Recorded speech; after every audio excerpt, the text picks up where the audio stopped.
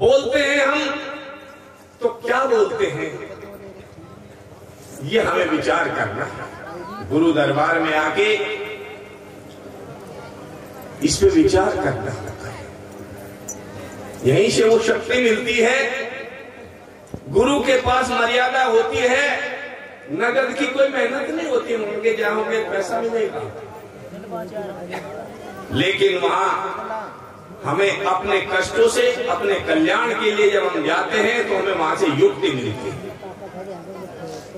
और युक्ति से मुक्ति मिलती है। युक्ति का नाम कानून भी, तरकीब भी, नियम भी। जब हम गुरु से मर्यादा लेके चलते हैं तो हमारे कष्टों का निवारण होना शुरू हो जाता है। आना है तो आ रहा में कुछ फेर नहीं है।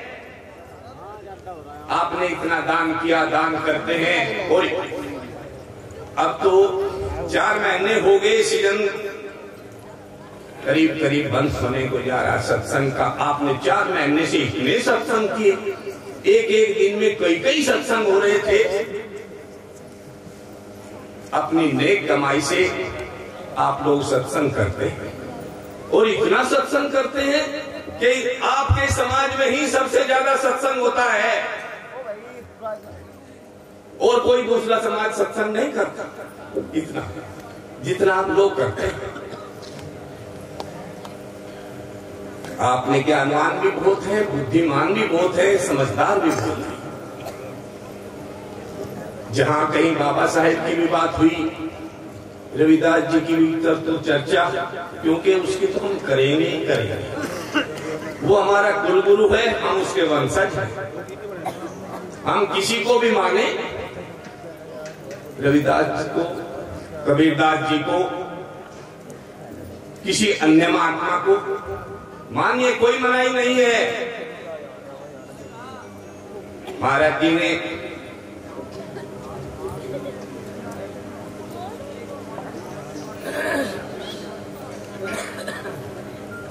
ने रजयदास जी ने प्रथम सत्संग शुरू होने से पहले ही ये चेताया था, कोई भी किसी भी धर्म से मानने वाला हो मानिए, कोई रुकावट नहीं, लेकिन हमें किसी की बुराई नहीं करनी, हमें किसी से परहेज नहीं है, ये होना भी चाहिए। रामचंद्र जी त्रेता युग में हुए, कृष्ण जी द्वापर में हुए, हम उन्हें मानते हैं या नहीं, बात वो नहीं है। लेकिन जब भी अगर जबान पे नाम आए तो इज्जत से नाम आए। रामचंद्र ना कह के अगर रामचंद्र जी कह दिया जाए तो कोई गलती नहीं, बहुत महानता होगी आप लोगों की। रविदास जी तो चारों युग में आए, वे तो एक एक युग में आए। अच्छा, वे तो एक एक युग में आए, रविदास जी तो चारों युग में आए। 4 युगी हम दे धरि आए, जीव हेत संसारा रे, रविदास जी ने कहा।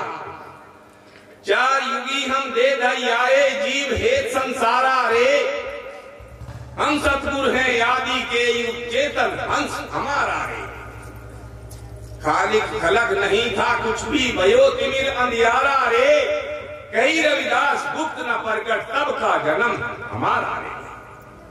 रविदास जो चारों युग में, हमारा कहने का मतलब यह है कि जब हम अभी अभी ये दौर चल रहा है, पीछे भी नवरात्र आप लोग मनाए, माताओं को पूजते, देवियों को पूजते, हमें कोई मनाही नहीं है।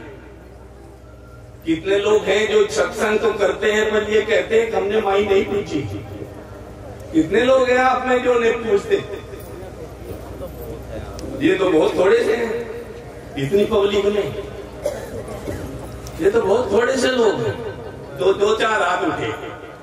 नहीं, हमने देखा है कि हमारे पढ़े लिखे लोग भी अभी तक पीछे हैं। माताओं को पूजते हैं और उन्हें पूजने से हमें मनाही भी नहीं, लेकिन उस चीज से मनाही है कि जो वे गंदे खान पान के साथ उन्हें पूजते हैं। कोई बकरा मारे, कोई मिंडा मारे, कोई मुर्ग मारे, कोई देवियों पे मान जाता, कोई बैठ बैठ के लेट लेट के जाता, और इतना चिल्लावे जय माता की जय माता की। वो सबसे ज्यादा चिल्लावे जिसके माता पिता घर बैठ के मक्खी मारने लगे। सबसे ज्यादा चिल्लावे जिसके माँ बाप घरों पर मक्खी मारने लग रहे, उनकी सुध नहीं लेता, वहां पाड़ुआ फिर करके करता है। नहीं, आप जाइए पूजिए, ऐसी कोई बात नहीं है, लेकिन खीर से पूजिए, हलवे से पूजिए, तो पूजना ही है। और संतों को बुलाइए। जबकि आप वाणियों में भी कहते हैं कि 68 का फल एक है, घर आया संत जिमाया, तो उन संतों की भी पूजा कीजिए। सत्संग के साथ साथ अपने माता पिता की पूजा कीजिए, सेवा कीजिए, अपने सास ससुर की सेवा कीजिए। बेटियों,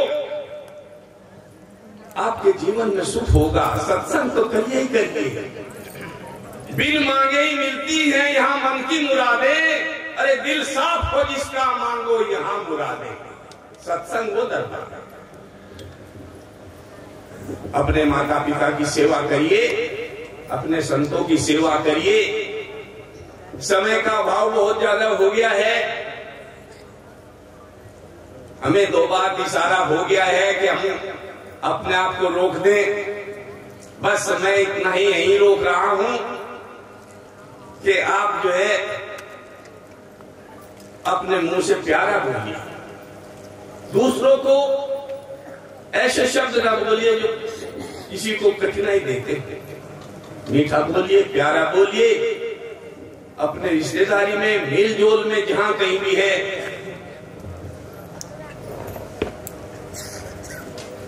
क्योंकि मीठा बोलना ही, इसमें कुछ खर्चा नहीं, बहुत प्यारा बोलना। इसी से आप जबान से ही सबको बस में कर सकते हैं। अपने माता पिता की सेवा करिए, संतों की सेवा करिए, अपने बच्चों की तरफ ध्यान दीजिए। कई बार आया भी कि बच्चे जो हैं उसकी तरफ, नशे की तरफ बढ़ रहे हैं।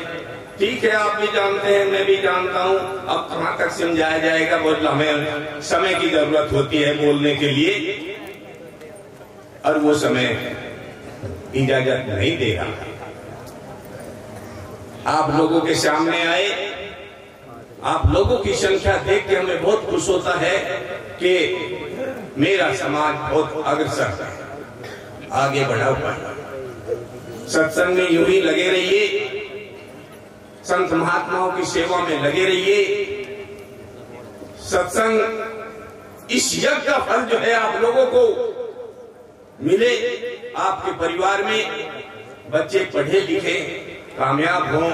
जिसको परिवार की जरूरत है परिवार बढ़े, धन की जरूरत है धन बढ़े, मकान की जरूरत है मकान मिले, आपके बच्चों को रोजगार मिले, पढ़ाई लिखाई हो।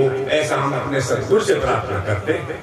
इन्हीं शब्दों के साथ हम बोलने के लिए, हमारे पास बहुत मसला है, बहुत मसला है, लेकिन समय इजाजत नहीं दे रहा है। उसके लिए हम माफी चाहते हैं कि जो आप चाहते थे वो हम आपको दे ना पाए। बहुत कुछ होता है हमारे पास, क्योंकि हमें सुरग भेजने के लिए मेरे पास रास्ता नहीं है, लेकिन जमीन पर रहने के लिए हमें क्या करना चाहिए वो बहुत कुछ है। और आप समझदार हैं, बुद्धिमान हैं, आप अपने आप को इस पहले लोग व्यवहार को सुधारिए, तब परमार्थ का रास्ता अपने आप खुल जाएगा, अपने आप खुल जाएगा। बोलो साधु सत्साई।